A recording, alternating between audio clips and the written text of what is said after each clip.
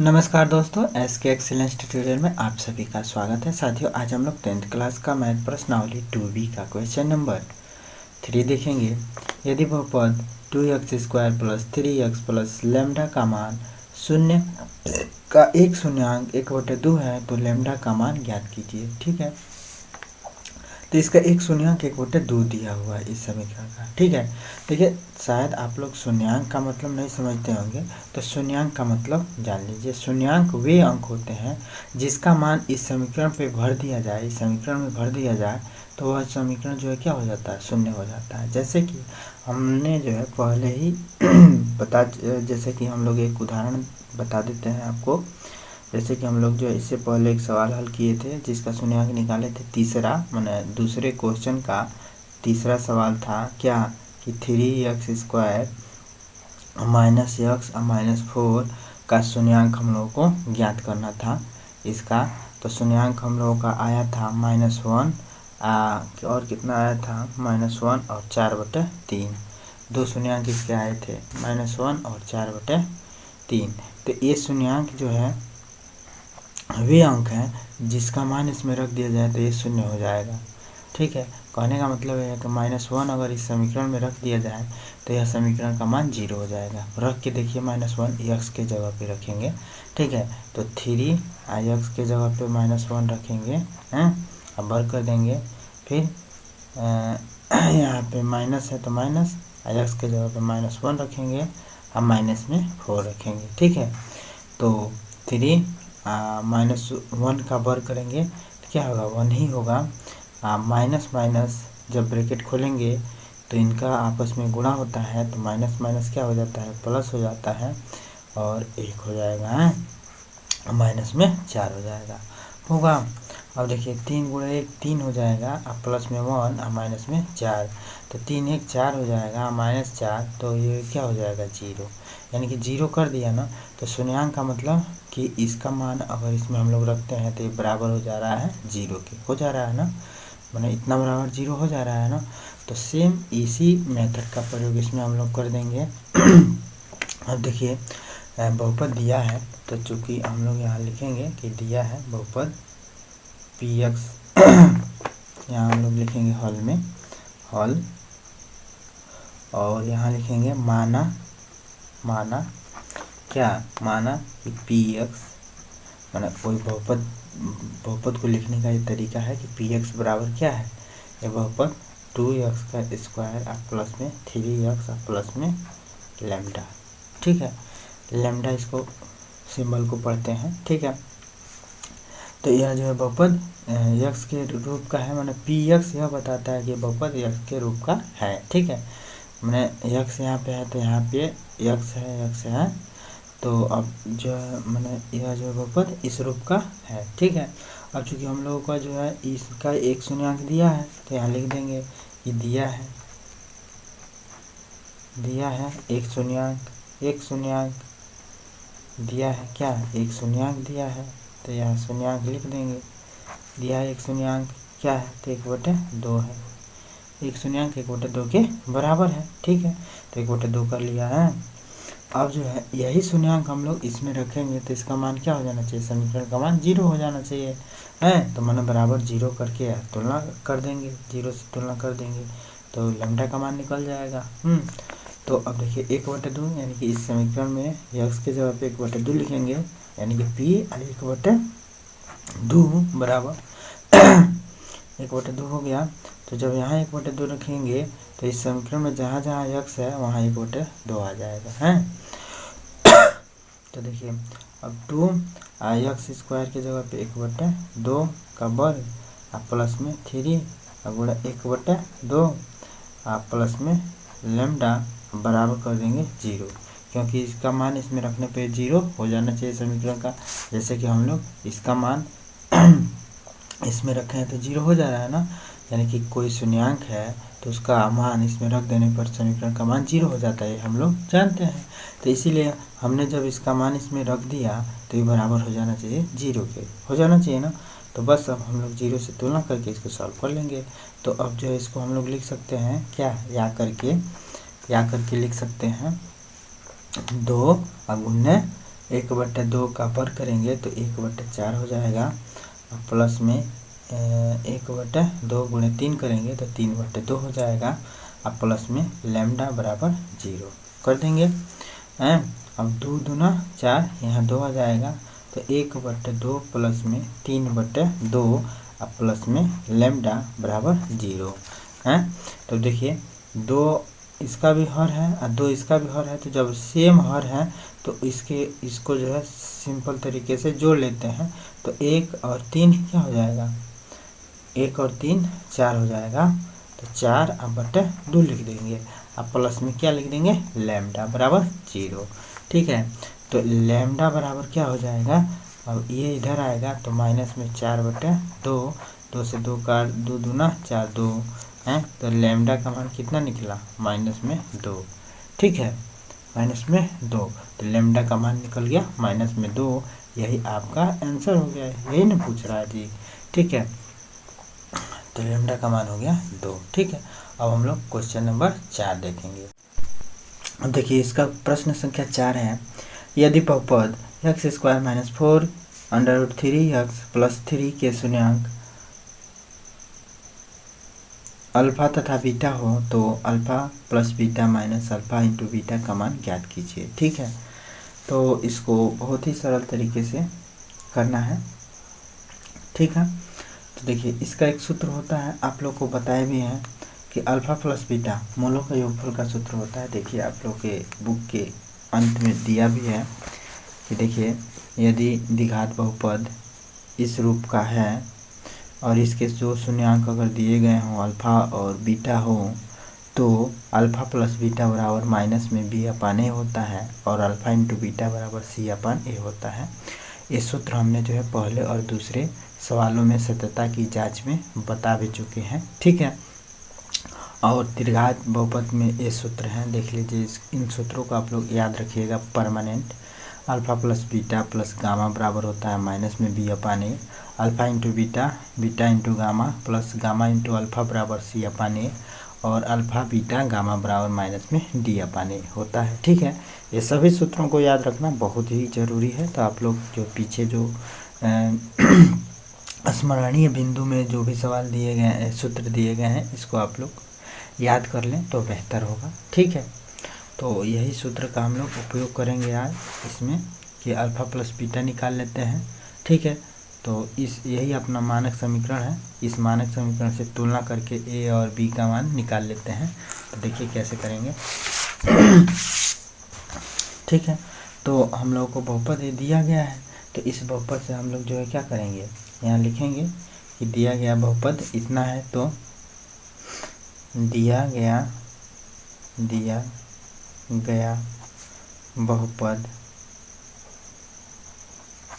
बहुपद कितना है, तो x² - 4 √3x अब प्लस में 3 है। ठीक है, तो हाँ, तथा शून्यांक दिया है, तथा शून्यांक अल्फा और बीटा है। ठीक है, अल्फा बीटा है, तब जो है हम लोग क्या करेंगे, तब शून्यांकों का योगफल, तब निकालेंगे शून्यांकों का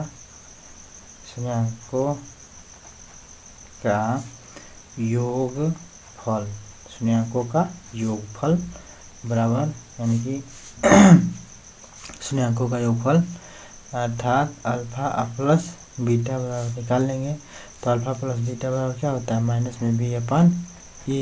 अब b/a कहाँ से आएगा, तो यहाँ से तुलना कर लीजिए, x² -4 √3x प्लस में 3 दिया है ना, तो अपना मानक समीकरण ax² प्लस में bx धन में c से तुलना कर लीजिए, तो a और b और c का मान निकल जाएगा। तो a की जगह पे क्या कुछ नहीं है, मैंने यहाँ पे कुछ नहीं है, इसका मतलब a बराबर 1 है। मैंने कुछ नहीं दिखाई देने का मतलब यहाँ 1 समझिए।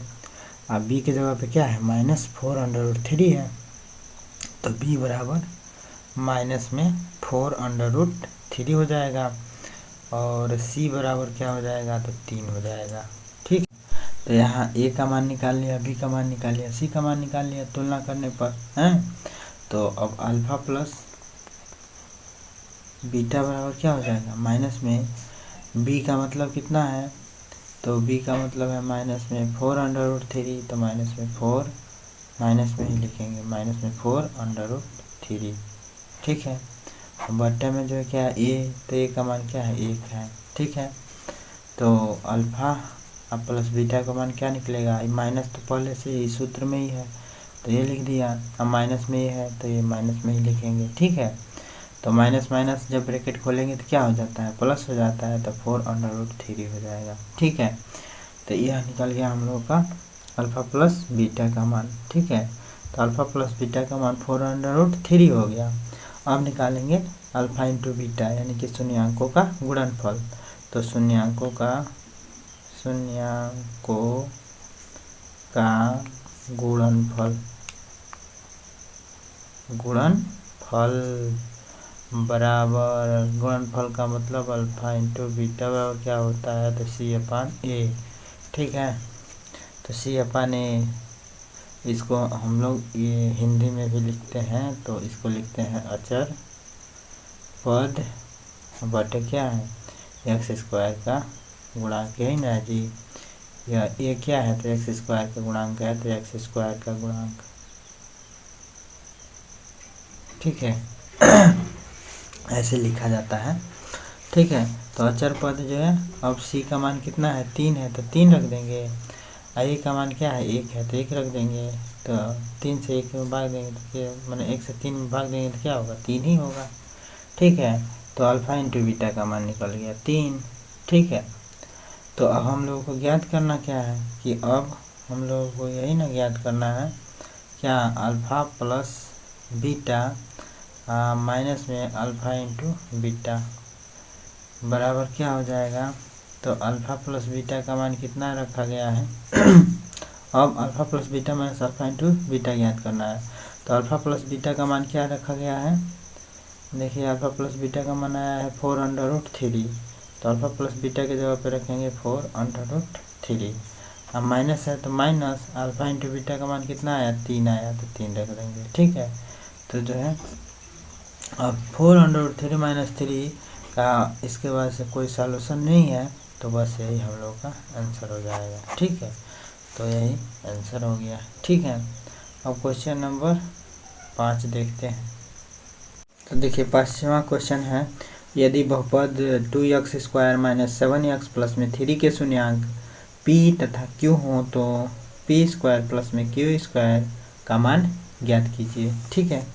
तो देखिए p² प्लस में q² का मान ज्ञात करने के लिए हम लोग को क्या करना पड़ेगा, p धन q और p इंटू क्यू का मान ज्ञात करना होगा। क्यों ज्ञात करना होगा, क्योंकि देखिए p² प्लस में q² बराबर हम लोग लिखेंगे या होगा क्या होगा, तो p प्लस q का होल ऑफ स्क्वायर माइनस में 2pq होगा। ठीक है। माइनस में 2pq होगा। क्यों होगा, कैसे होगा, ये भी आप लोग पूछ सकते हैं। तो देखिए क्यों कैसे होगा, देखिए ये जो है p² धन में q² कैसे आया होगा, तो देखिए कैसे आया होगा और कैसे इतना हो रहा है। देखिए p प्लस q का होल ऑफ अगर स्क्वायर करते हैं आप लोग तो क्या होता है, p² धन में q² धन में 2pq होगा। ये बात तो समझ में आ रहा होगा ना। अब देखिए p² q² को यहीं छोड़ दीजिए और इसको इधर लाइए तो क्या हो जाएगा, p प्लस q का होल ऑफ स्क्वायर इधर ही रहेगा हैं, इसको इधर लाएंगे तो माइनस में 2pq होगा ना।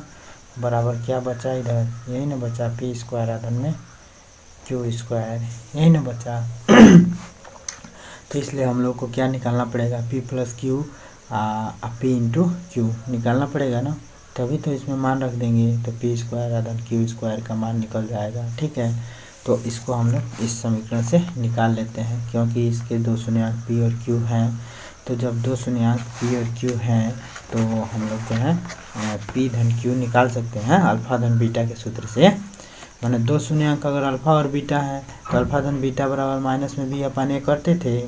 तो इसी तरह से पी धन क्यू निकालेंगे। ठीक है, यहाँ दे देंगे कि दिया है समीकरण इतना है, शून्यंक इतना है। ठीक है, तो दिया गया समीकरण क्या है, तो 2x का स्क्वायर माइनस में 7x प्लस में 3 है का तुलना हम लोग जो है कर देते हैं। तुलना मानक समीकरण से करने पर ax का स्क्वायर अधन में bx अधन में c से करने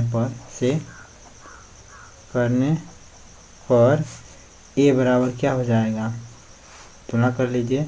तो a के जगह पे 2 दिख रहा है तो 2 लिख देंगे।